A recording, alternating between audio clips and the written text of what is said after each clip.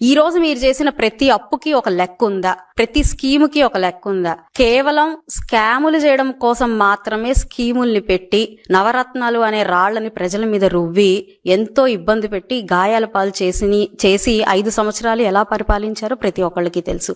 తీసుకున్న ప్రతి అప్పుకి ఒక లెక్క ఉంటే దాని ప్రకారం మనం ఈ రోజు మాట్లాడొచ్చు. కానీ అలాంటి లెక్క పత్రం అనేది, ఒక ట్రాన్స్పరెన్సీ అనేది మనకు అసలు మన పరిపాలన విధానంలోనే ఎక్కడా కనిపించని విధానం. ఎక్కడ ఈ మీరిచ్చిన 9 రత్నాలు ఏవైతే ఉన్నాయో, నవరత్నాలు అనే పాయింట్, అన్నిట్లో అవకతవకలే, అన్నిట్లో కల్తీయే, అన్ని విధాలా ప్రజలు ఇబ్బంది పడిన అంశాలే మనం అందరం చూసాం. మరి మీరు చేసిన అప్పులు దేనికి చేశారు? పోలవరాన్ని మరి గత ప్రభుత్వంలో మీరు ఓకే అన్నదాన్నే మరి ముందుకేమన్నా తీసుకెళ్లారా?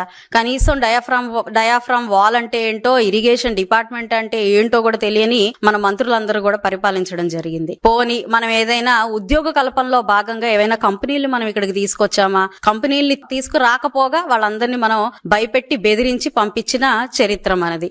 మరి ఈ రోజు మనం ఏం అభివృద్ధి కార్యక్రమాలు చేయలేదు. ఇచ్చిన సంక్షేమాల్లో కూడా అన్ని కూడా కల్తీలే మనకు కనపడుతున్నాయి. మరి తీసుకున్న అప్పులన్నిటినీ మనం, ఆ డబ్బులన్నిటినీ ఏం చేసినట్టు అనంటే, మరి స్కాములన్నీ, ఈ స్కీములన్నీ స్కాముల కోసం లాగా మన జోబుల్లోకి వెళ్ళాయి. అది అందరం చూసాము. ప్రజలందరూ దాన్ని చూసే ఈ అరాచకాన్ని భరించలేకే మనకి 11 సీట్లు మిగిల్చారు.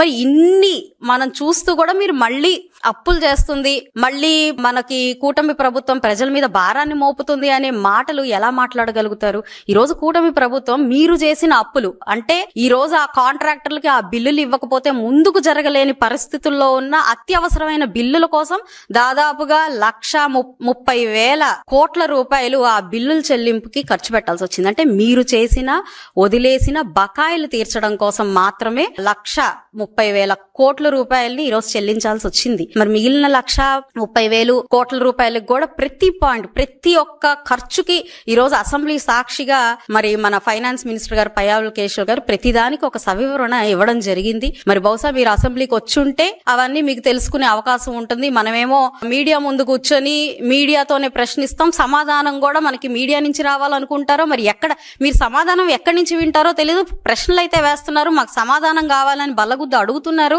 4 మైకులు పెట్టి బానే ఉంది, మరి ఆన్సర్ ఎక్కడ వింటారో అని అది కూడా చెప్తే మేము అక్కడికే వచ్చి కూటమి ప్రభుత్వ నాయకులందరూ, మా మినిస్టర్లందరూ కూడా ప్రతి ఒక్క డౌట్, మీరు రైజ్ చేస్తున్న ప్రతి ఒక్క డౌట్ కానివ్వండి, ప్రతి ఒక్క అంశానికి కానివ్వండి, డైరెక్ట్ గా మీరు ఎక్కడికి చెప్తే అక్కడికి వచ్చి మీకు సమాధానం చెప్పే ప్రయత్నం కూడా మేము చేస్తాం.